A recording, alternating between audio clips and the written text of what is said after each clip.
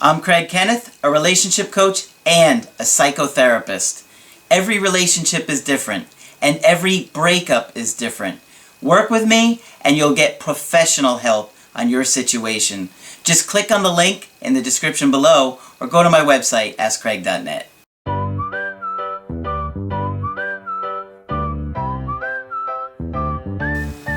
Hi there, I'm Coach Craig Kenneth. I'm Coach Margaret. And today we're going to be talking about self-esteem.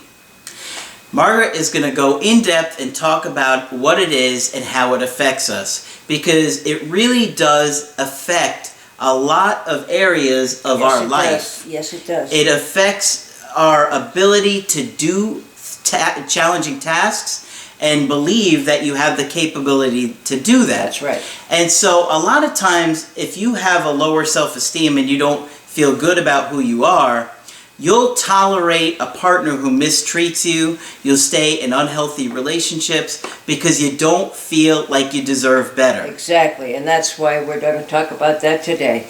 All right, so what do we want to know about self-esteem, Margaret? What is it and where do you get it? It's not as easy as Walmart. Healthy self-esteem is based on our ability to assess ourselves accurately and still be accepting of who we are. I'm Coach Margaret. I have the following faults and flaws, but I think overall I'm okay.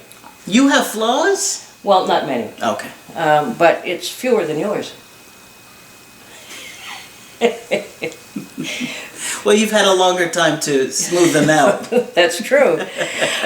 So it's accepting ourselves as we are, with the good parts and the bad parts, and we know what's good about us and we know what we want to work on to continue improving. All right. Where do you get self-esteem? The same place you get most of the other things we talk about, and that is at least in the beginning, in our early life. Absolutely. From parents, teachers, coaches, all the people that we interact with when we're young. Experience during childhood plays a particularly large role in shaping self-esteem. When we're growing up, our successes, failures, and how we were treated by our family, etc., is all extremely important. And the only way you have to know what's good about you and not so good about you is from the feedback you get from other people. That's how all of us know, even now. Yeah, and so, you know, the things that your parents tell you in those formative years That's right. really impact you. If that is my biggest surprise in all of mental health, after all the 30-odd years I've put in, the power of parents' words, whether for good or for ill, continues to amaze me. Whatever your parents said about you, if it's good, great, and if it isn't, it's a huge process to try to undo it. Yeah, and it's like we almost want to unconsciously make them right. That's right. So if they told us, for example, that we'd never amount to anything, there's part of us that hears that as a command. Don't ever amount to anything. Like, you know, don't go hang out on the street corner and get girls pregnant. What do you think his brain hears? You're supposed to go out on the street corner and make girls pregnant. That's right. Yeah. As a matter of fact, I think I just talked about that in yesterday's video. Did you? Why you're not a priority. Oh, yes, yeah. And the unconscious things that we hear from our parents, and then we do it. And then we do it. Or I gave the example of the girl getting pregnant at 16. It doesn't make any difference, Exactly.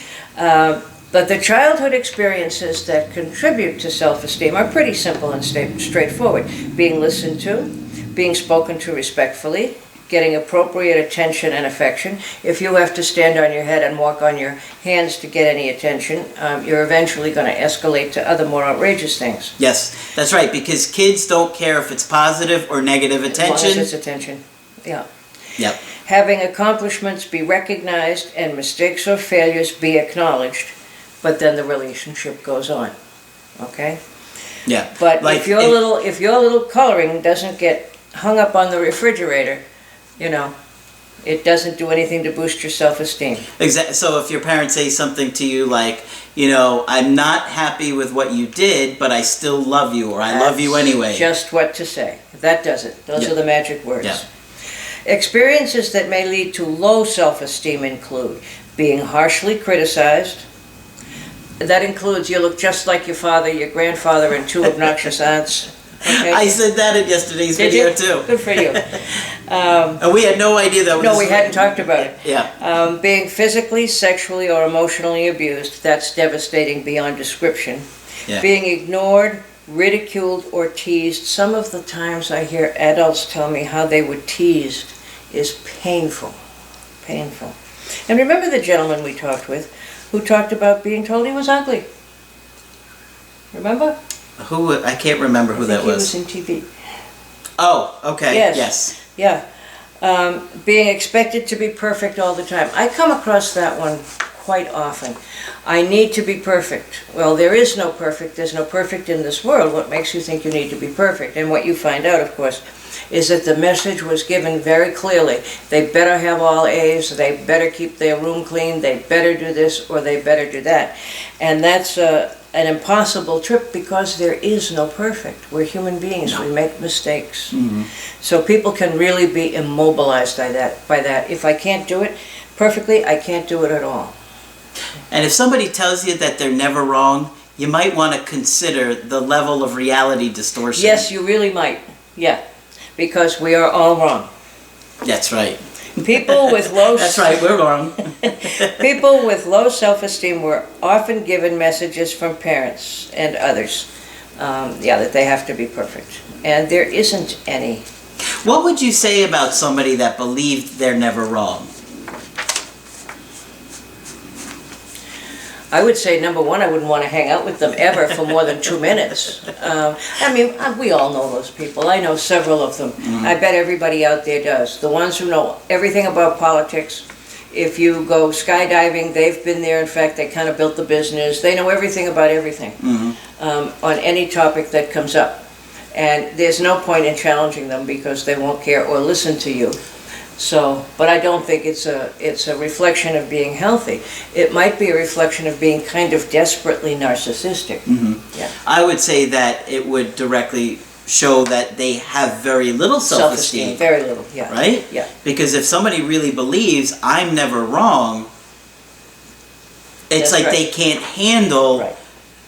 They're so fragile. They would can't be very, believe it. very fragile, and their healthy self-esteem would be non-existent. Mm-hmm. Okay, the healthier person can say, "I don't know anything about that. Talk to me." You know, skydiving sounds really interesting. I just never had a chance to learn anything about it. Mm-hmm. Yeah. Most people talk about having an inner voice or inner voices, and that does not in any way mean that everyone is crazy. Our past experiences, even the things we don't usually think about, continue to impact our daily life in the form of an inner voice. It's not quite like a regular voice, but we all have one. For people with healthy self-esteem, the messages of the inner voice are usually accepting and reassuring, and I do hear people describe those. For people with lower self-esteem, the inner voice becomes a harsh critic. Probably sounds just like a critical parent. Of course. Punishing one's mistakes and belittling one's accomplishments. So if you belittle yourself, you might want to take a look at that inner voice. Take a look at that, or stop to listen to it. And we do all have them. And sometimes we all get thoughts that seem to be from nowhere. And they can be from someplace in our unconscious. Mm-hmm. But where the parent lets off, lots of times their internalized voices pick up. That's right.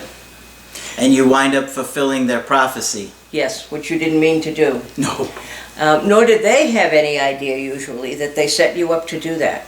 And I talk about this in my video, Focus on What You Want, where I talk about you don't want to focus on what you don't want to happen in life. No. Because then you unconsciously create that. Right. So you want to focus on what you want to happen. For example, if you're driving and you're afraid you're going to get into an accident, you don't say, I don't want to get into an accident. I don't want to get into an accident. Because then your brain hears, get into an accident. There is no negative in the unconscious. Whatever your unconscious hears, it takes as gospel truth. Mm-hmm. Okay? So you want to say, I'm going to drive safely. And I'm going to get home safely. Yes. And then your brain is less anxious and you're focused on being safe. That's right. Feed your brain good stuff. All right. But if that's what we're talking about with the critic. Yes, if you had your mom or dad with a negative critic and always criticizing, insulting, being negative, you probably have taken on that inner critic for yourself. It's still with you. Mm-hmm. All right, the three... I got another quick example here. Like, if you've ever listened to Howard Stern, right? I actually think he's very therapeutic. He is, and he's been in analysis for years. Yeah, but one thing that he does is he takes his father and he knows exactly what his father would say to him, and that internal critic, and it's almost like he does that with the people on the show. Yes. And he's like the father figure to those very people. Yep. So he demeans them in the way that his father demeaned him. The internal critic of... Yep. But he's also fair in a lot of ways. So it's a very interesting dynamic when I listen to him. It is. But the messages we received, we can't tell you how important they are. Some people end up thinking they're an imposter. An imposter is happy and successful, but is really terrified of failure. These folks live with the constant fear that they will be found out, that they really don't know anything. They need continuous successes to maintain the mask of positive esteem, which may lead to problems with perfectionism and procrastination, because the perfectionist has a terrible time procrastinating. If I can't do it, I'm immobilized around trying to do it at all. And if I can't do it perfectly, I might get in trouble, so I better not try it.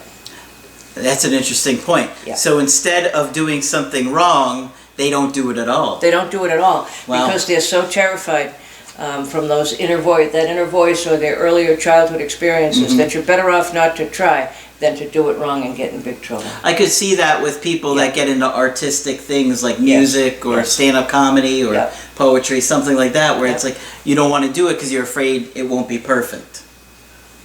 Yep. That's it. It's a very powerful thing. Okay, the rebel acts like the opinions and goodwill of others, especially people who are in authority, means nothing. So they decided to tune the parents in altogether or rebel. They live with constant anger about not feeling good inside. They need to prove that others' judgments and criticisms don't hurt, which may lead to problems like blaming others excessively, breaking rules or laws, or generally opposing authority. In other words, authority isn't going to make me feel bad anymore. I've had enough of it. Wow. So who cares what they say, right? The victim. The victim acts helpless and unable to cope with the world and wants somebody to take care of them and rescue them. Uses sadness or indifference as a shield against fear, or of taking responsibility for changing his or her life. Wow. Looks repeatedly to others for guidance, which can lead to such problems as unassertiveness, underachievement, and excessive reliance on others in relationships. I was just talking to a friend the other day who had been talking to a mutual old friend of ours, and we were saying, unfortunately, as we look at her now and think about when we knew her young, we never did know her to make an independent decision in her life, who to marry, where to live, what to do. Wow. And you don't want to be in that situation either. So you want to feel like you're competent to do a good enough job and to take care of yourself and to make your own decisions. It seems like if you're in the victim mindset, you're going to be angry all the time too. Yes, of course, but you can't act on it. Because people are taking care of you. Yeah. And if you're mad at the person taking care of you, they could leave you. You find a lot of suicidal people in this position.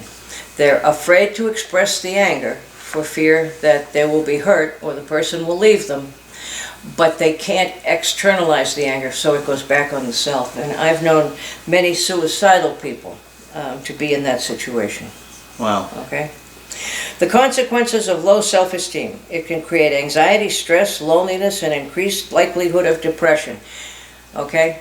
Sure. People who feel good about themselves are rarely depressed. It can cause problems with friendships, romantic relationships, impair your academic or job performance, and lead to an increased vulnerability to substance abuse. Worst of all, these negative consequences themselves reinforce the negative self-image. That's just what Mr. Craig just said. And can take a person on a downward spiral of lower and lower self-esteem and increasingly unproductive or evenly actively self-destructive behavior. That's what I just said, yeah. Wow. People who are not used to getting positive feedback on who they are or what they do often have had to learn to take it in. I have dealt with numerous people who were abused physically, emotionally, sexually, in some way or other, which, needless to say, doesn't do much for the self-esteem. And I have learned over time, nowhere have I read it, that those people have to be taught how to take in good feedback. I've said some to people can't take compliments. No, they can't. And I've said to some people, but you seem to me to be perfectly lovely and to have done the following 5 things right. And the humorous ones say they pay you to say that, at which point I say not enough. But literally, they don't know, they think you have some strange ulterior motive or are buttering them up somehow. Mm-hmm. No, I genuinely think you did that well, etc., etc. But you have to stop them and help them to take it in, because they'll push it away, because it doesn't match the parental message. Wow. Yeah. That parental message is really strong. Of all the things that I'm in awe of, that is the biggest. Change is possible if you're willing to work at it. First of all, you have to rebut the inner critic. So, say your inner critic, I always blame George, it's George's fault. Say your inner critic is named George. And George can be as frightening in your unconscious as George was in reality. Wow. And here's an example. That's a really powerful thought. Yes, it is. Yes, it is. People said they liked my presentation, but it was nowhere near as good as it should have been. I can't believe no one noticed it in all the places I messed up. Okay, that's what your inner critic says. Yep. You need to answer the inner critic with, wow, they really liked it. Maybe it wasn't perfect, but I worked really hard on that presentation and did a pretty good job. Now you see the lack of the perfectionism. It says, wow, they really liked it. I did a pretty good job. Yep. Which is probably reality-based. Yep. But George can be very frightening, or by that I mean any internalized voice. The inner voice that generalizes unrealistically. I got an F on the test. I don't understand anything in this class. I'm such an idiot. I'm stupid, and I don't belong in college. Yep. Now, that's a cognitive error. We're taking one thing and we're generalizing from the one thing to everything. That would be like saying, because it rained today, it's going to rain every day for the rest of my entire life. And we know that that's not true. That's a logic error. So you have to stop yourself if you see yourself generalizing from one incident. Mm-hmm. Okay? Because that's because it happened once, it will continue. Yeah. Now, the healthier response would be, I didn't do well in that test, but I've done okay on the homework. There were some things here that I don't understand as well as I thought I did. But now I have a better idea of what to study for the next test. I've passed tough classes before. Yep. So that way, you've learning the challenge. Put yourself back together, accepted the challenge, accepted that you didn't do well, and you have a plan to move forward. Okay? And I'm sure that a lot of people that are going through a breakup, their self-esteem has taken a major hit. Oh, it's about as bad as it can get. It feels like being rejected by your parents, right? Absolutely. That's why it's so hard. I mean, this person who has loved me, cared for me, that I've loved and cared for, all of a sudden doesn't love me anymore. I must be unlovable. We can certainly understand where that comes from. Yep. Yes. And then we're desperate to change. And we're desperate to change it. Yep. I'll do anything to change, to be what that person wants. Right. Sometimes you can make changes that will be effective. Sometimes you can't. Yeah. And you don't sell out to your own self. You don't sell out for them. You've got to be your own self. All right, the inner critic that makes illogical leaps. This is a very popular one. The professor is frowning.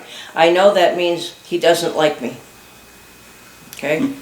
We all know people like that, right? Mm-hmm. I have a client who anywhere she goes, she knows they don't like her. Mm-hmm. And I'll say, but you haven't said a word yet. I know they don't like me. I saw how they looked at me.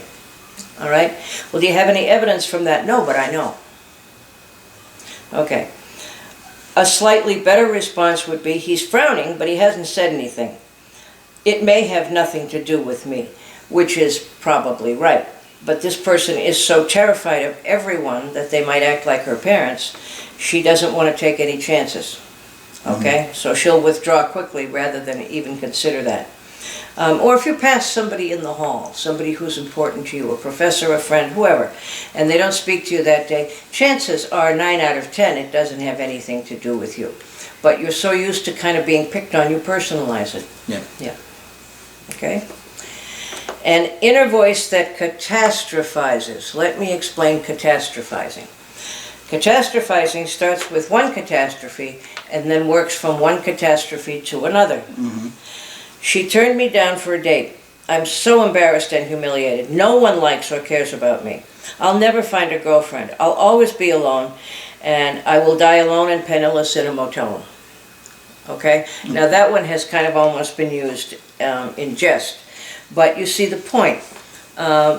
People can catastrophize. They'll go from one bad thing to another, to another, to another. Yeah. Yeah. Yeah. A lot of these folks come in with a presenting problem of just sort of general anxiety, and then you have to work on it to figure out what it's really about. All right. Practicing self-compassion. And I've tried this one. If you rebut your critical inner voice, you made a good first step. Practicing self-compassion means treating yourself with the same empathy you would show others. And I've often said to people, if a friend came to you with your story, what would you say about the friend? And they say, well, I'd say the friend has had a terrible time. Okay, why can't you do that for yourself? It's amazing how we can't do that. It is amazing, isn't it? Because we have other things that we're fighting about. Yeah. But, you know, people most of the time see the logic, at least, of that. So people do respond to it. You deserve the same treatment. Rather than focusing on evaluating yourself negatively, say some of the nice things to yourself that you would say to your friend. I can't say nice things to myself. And sometimes I've resorted to repeat after me. I'm a very nice person. Yeah. Some people can do it. Some people really, really can't. Yeah. All right, so you're going to rebut your inner critics. You're going to be nice to yourself. And you're going to forgive yourself when you don't do all that you hoped. This can be difficult if you're not used to doing it. I hoped I would get all A's this semester, but I got like 4 A's and 2 B's. Not bad at all. No. But the perfectionist would say, not good enough. Yep. And you hear that from all kinds of people. Every time I brought home a report card, my parent never said, look at all the courses you did well in. They focus on the one where I didn't get an A. Yeah. Yeah. Yeah. So with your children, be careful to recognize their little triumphs and things. Be respectful of your emotions and don't try to make them go away. And that's the problem with every emotion that we talk about. Lots of times when we have an uncomfortable emotion of any kind, we just want it to go away. Not the best idea. They're there for a reason. They want to tell us things, so we have to listen to them. And until we do, they won't go away. Mm-hmm. Okay? They will keep coming back up and saying, essentially, I'm still here. All right? Are you listening yet? Yeah. Not only that, you can say to yourself, okay, unconscious, I got the message. You don't have to remind me another 18 times. I got it. I'm going to think about this. Reach out to others for help and support. That's always a good thing to do. When you hurt, when you don't know quite what to do next, reach out to someone safe. And I sincerely hope you have someone safe. I talked about self-esteem one time before, which I did. I invited people to say 3 good things about themselves, and amazing number of people responded. So keep that in mind. It's always a good thing to do for yourself, is be prepared at any time to say 3 nice things about yourself. And it never hurts to say something nice to somebody else on a given day. I'm waiting. I like your shirt. That's not really about me, Margaret. You're witty and charming and fun to work with. Fine, I'll count that as 1. I expect 2 more later. Okay, all right. I don't want him to be without his self-esteem. No. Okay, so that was a good enough presentation. It wasn't perfect, but I worked really hard on it, and I hope you liked it. And hopefully you'll put a like on the video for Margaret. It'll help my self-esteem. It will.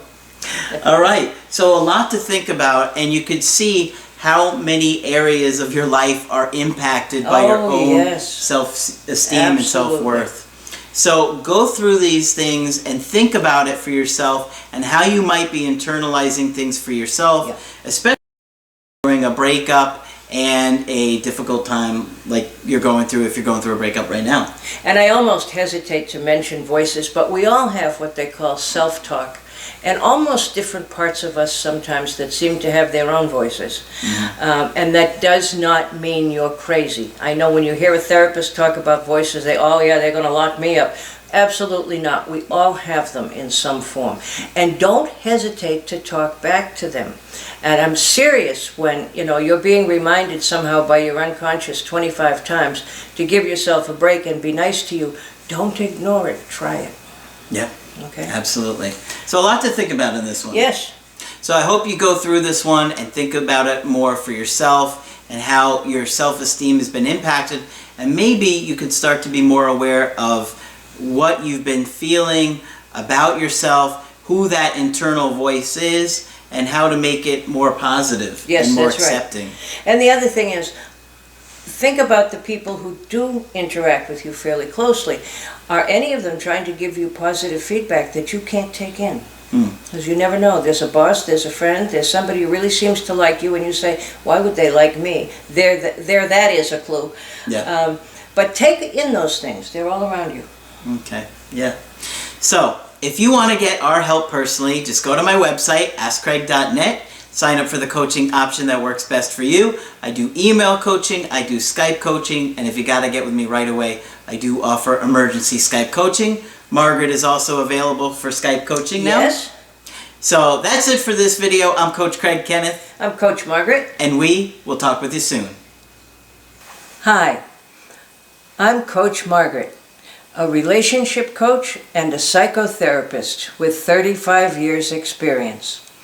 Every relationship is different and every breakup is different. If you would like professional help with your situation, please contact us at askcraig.net.